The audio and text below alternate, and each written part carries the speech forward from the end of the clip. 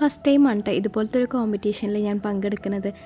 ഇതിന് മുന്നേ 2 പ്രാവശ്യം ഞാനൊരു കേക്കിൻ്റെ കോമ്പറ്റീഷന് പോയിട്ടുണ്ടെന്നുണ്ടെങ്കിലും ആദ്യമായിട്ടാണ് ഒരു സലാഡിൻ്റെ കോമ്പറ്റീഷൻ, അതുപോലെ തന്നെ കേക്ക് ഡെക്കറേഷൻ അവിടെ പോയിട്ട് ചെയ്യുക എന്നുള്ളൊരു കൺസെപ്റ്റും കൂടി ഞാൻ ആദ്യമായിട്ടാണ് ചെയ്യുന്നത്.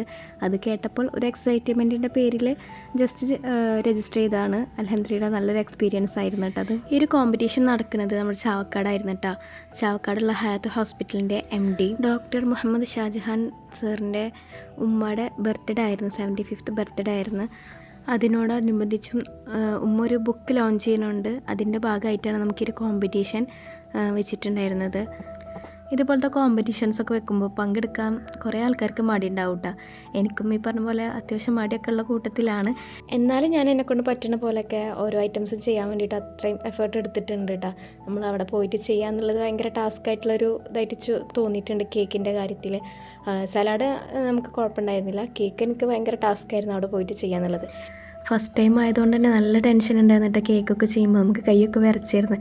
കാരണം ജഡ്ജസും അതുപോലെ ഷെഫ്മാരൊക്കെയാണ് അവർ, വലിയ വലിയ ആൾക്കാർ. അവർ നമ്മളെടുത്ത് വന്നിട്ട് നമ്മൾ ചെയ്യണമൊക്കെ നോക്കി നിൽക്കുമ്പോൾ നമുക്ക് അറിയാണ്ട് കൈ വിറച്ച് പോകട്ടോ.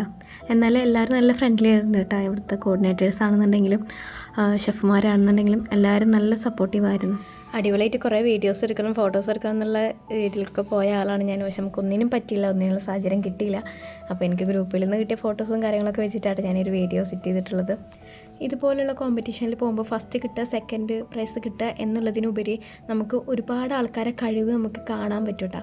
അതുപോലെ തന്നെ അവരെ ഉണ്ടാക്കിയ സാധനങ്ങളൊക്കെ നമുക്ക് ടേസ്റ്റ് ചെയ്യാനും എല്ലാത്തിനും ഒരു ഓപ്ഷൻസാണ്. അവരൊക്കെ പരിചയപ്പെടാനും അവരൊക്കെ എടുക്കുന്ന എഫേർട്ടൊക്കെ കാണുമ്പോഴാണ് നമ്മളൊന്നും എന്ന് മനസ്സിലാവണം കേട്ടോ. എന്നാലും ഇതിൽ ഒരുപാട് ആൾക്കാരെ എനിക്ക് പേഴ്സണലി അറിയുന്ന ആൾക്കാരാണ്. അവരൊക്കെ അത്യാവശ്യം എഫേർട്ട് എടുത്തിട്ടുണ്ട്. അവർക്കൊക്കെ ഫസ്റ്റ് പ്രൈസും സെക്കൻഡ് പ്രൈസൊക്കെ കിട്ടിയിട്ടുണ്ട്. അൽഹംദുലില്ലാഹ് നമുക്ക് ഒരുപാട് സന്തോഷമാണ് അവരെ കാണുമ്പോൾ. അവരൊക്കെ നമ്മൾ അറിയുന്നവരാണ്, നമ്മളെ ഫ്രണ്ട്സാണെന്ന് പറയുമ്പോൾ.